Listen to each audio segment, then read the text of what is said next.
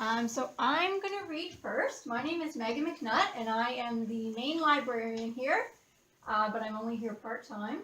I love reading, but I also enjoy acting, though I don't get to do much of it, and writing. I'm not really a poet.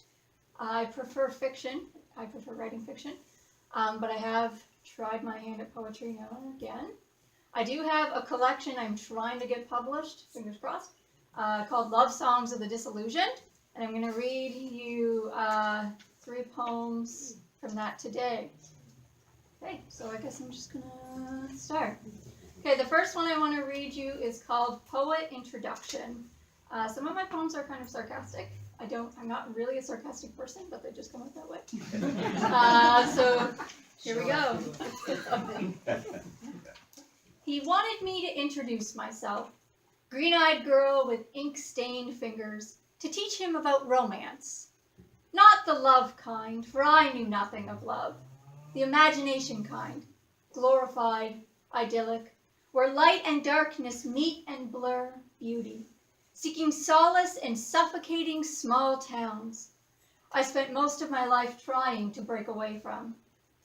I didn't know heaven was a cupboard in a poorly lit white kitchen, and innocence was a sapling. I learned to drive in backwoods, learned to breathe among trees, and roots taught me the truth of remembrance. Insanity was reading books in the snow, and misfortune spelled his name Smile. The silence questions me, interrogates about the blood out damned spot where I murdered my right to speak, just to be admired in his bottomless eyes, and with it lost my own sight. The rainbow is gray, color has no substance. Fortitude, they preach to the girl who only really needed a damn vacation from herself. Mother Nature calls to me, sends her cat Jack Frost to purr at my window pane and bring me out of myself again. But there's no time. No time to speak, to act, no time for me to stop. No time, no time, no time. Trouble lurks for those who least expect it. They say the tears of snakes and stars plucked from foreign lands heal the wounds of sorrow and happiness.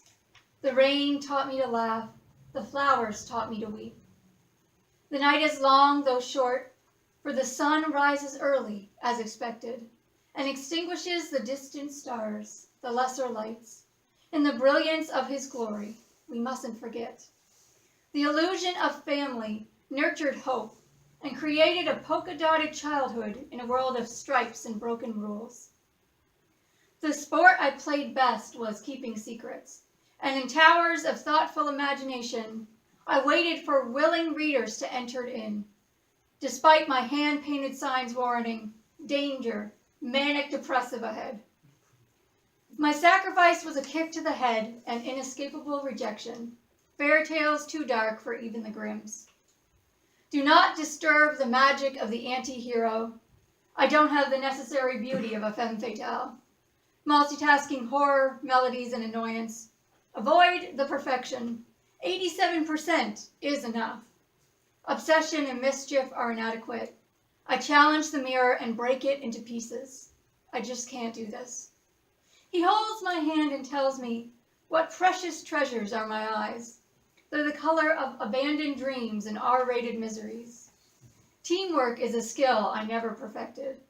Is that what you want to hear? I preferred standing still and dying the lesser death of 2 roads. Do you understand? I say none of this, because my tongue fails where my pen can express.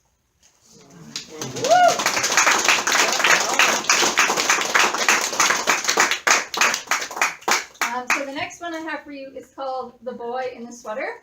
I actually studied for 3 months in England, and while I was there, I had a lecturer who was Irish. So this is actually about him. He doesn't know it, and he probably doesn't remember me, but he made quite an impact on me. Days like today remind him of cool days in February, standing with her in the mist outside the gate, and her questions that day in March, in the radiance of the sunlight through the window, perched on the radiator with a book, a word and a smile, and he perceived her for the first time and wanted her, like Rochester wanting Jane Eyre, yearning for the magic trapped inside her soul, just beyond the facade. That isn't her. He craves her, the last picture of Dorian Gray, art for art's sake, embodied in faded blue jeans. God, she's beautiful.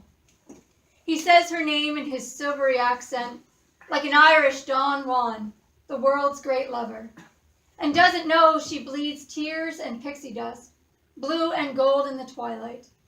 She is one indiscretion, one fall away from betraying her right to remain silent, until proven otherwise.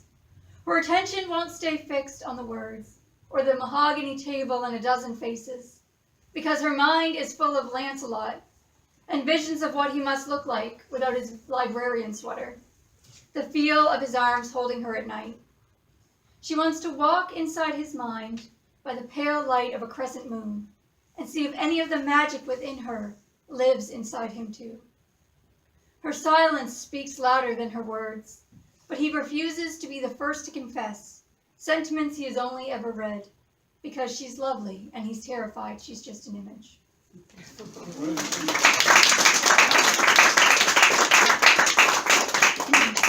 And then this last one is a product of my love of Disney, and also a children's literature course that taught me that fairy tales are not quite as bright and happy as they seem. So it's called Fairytales. Cinderella's stepsisters severed their toes for a chance at love. What's a little body mutilation if you can marry the prince? The little mermaid sold herself to a slippery sea witch because she loved a man who loved another. Each step was agony. The land betrayed her.